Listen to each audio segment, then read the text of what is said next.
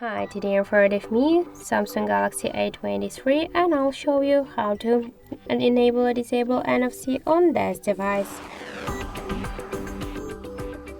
So first let's open the settings application and then tap to connections. After that click to more connection settings.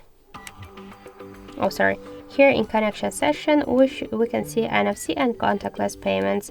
Just to turn on or turn off the NFC, we should use this switcher. Also, we can click here, and just to turn it on or turn it off, we should click on this switcher. Also, we can make it by another way. Just first open notification panel shortcuts, and somewhere here you should find NFC icon.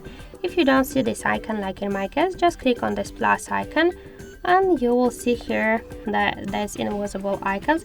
Just hold the icon and drag it to your notification panel. Click to done. And now we can turn on or turn off the NFC by using this icon, just by click it. So that's it. Thank you for watching, and if you find this video helpful, don't forget to leave a like, comment and to subscribe our channel.